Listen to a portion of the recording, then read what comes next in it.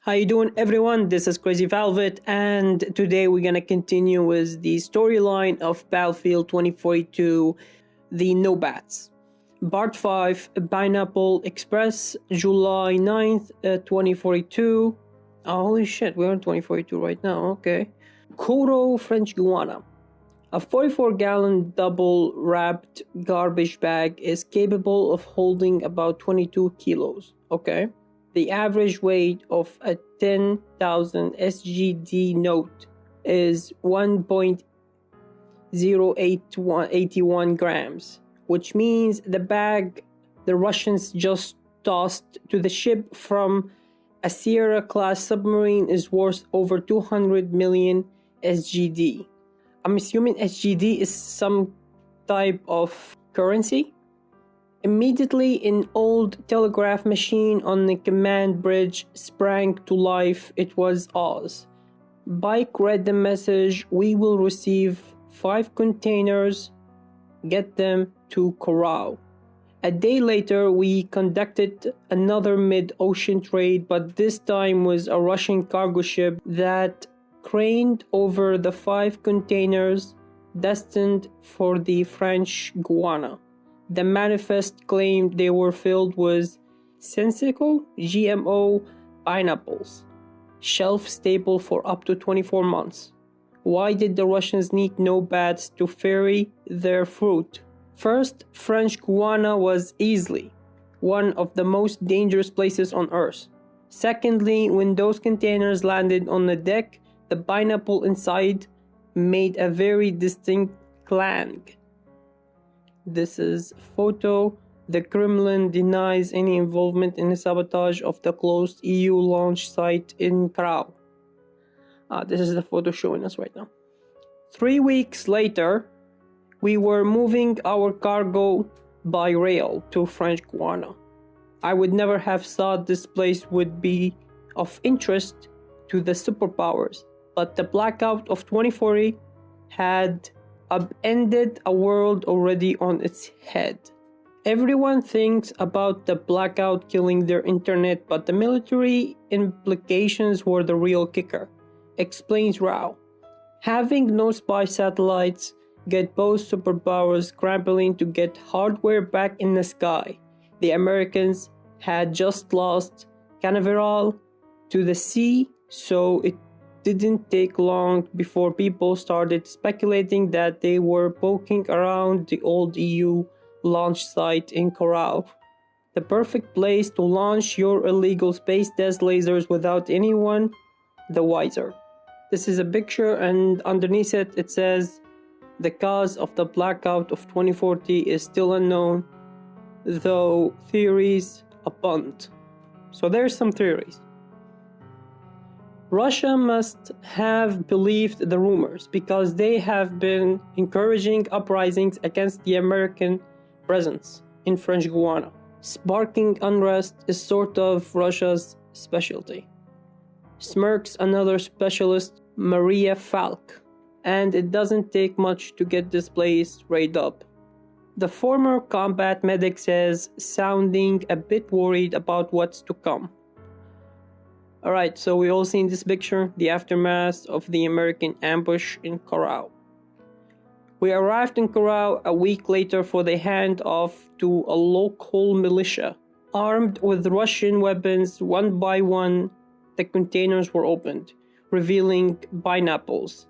I couldn't help but laugh, until the fruit was removed, unveiling a cache of Volkov multi-munition launchers, the Swiss Army knife of Russian rocket launchers. But before anybody can even speak, American forces swarmed the area, guns blazing. A sharp sting pierced my left side. I blacked out. Ooh, this sounds cool. When I came to, meaning when he woke up, I was in the back of a flatbed with Maria trying to coordinate an exfil. Her bandages wrapped around my abdomen, my first gunshot wound. Hopefully my last. I keep hearing no bats say the world has forced them to do things they never imagined just to survive.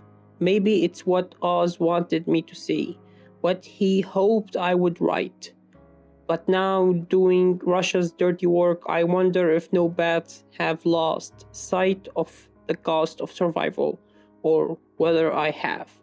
Okay, so this is the end of part 5, and okay, at the end, is this guy an American?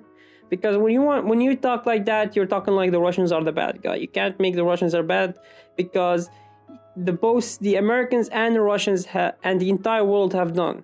No bats are just trying to survive. The Russians gave the no bats a way to survive. The Americans did not. So I can't see, you can't just go ahead and say, oh, the Russians are bad. No, you can't do that. They did not lose an eye of who's bad and who's good. They just want to survive.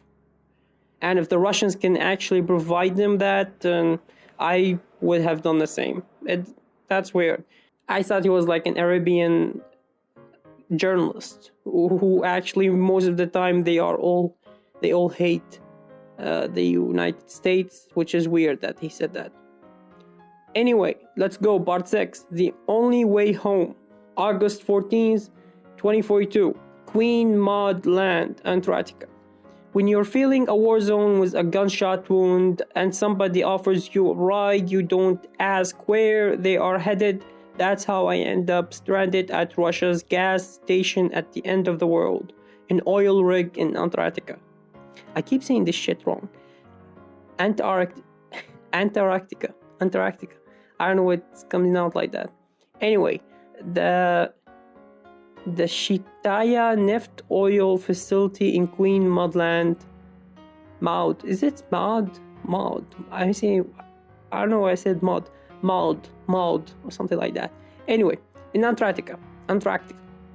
For years, no bats across the globe have railed on Russia for their oil, but it's clear, things are changing. Russia and America seem to be at each other's throats. Just as we arrived, Russia decided to cut off oil to no bats. The price to turn this bigot back on this singular alliance to Russia, a price Oz is unwilling to pay. It's practically a hostage situation, says specialist Konstantin Angel, whose own vessel has been struck here for 3 weeks. War is coming, my friend, and everybody knows it. His words are true. Not a minute later, klaxons burst to life as an American destroyer appears on the horizon. By 1939, with rising sea levels, nations finally understood to leave Antarctica's ice alone. That is, except Russia, who secretly violated an international treaty protecting the continent from drilling. A remote science facility quietly became a refining operation responsible for 4,000 barrels of crude daily. It's only a matter of time until America comes for this place, whistles Angel, and not to save the penguins. So he's pretty much saying that the Russians have been drilling in Antarctica, and now the Americans are gonna come here, but not to save the penguins, but to drill as well. Over time, more no-bat vessels wind up stranded here, debating the offer of fuel for fealty.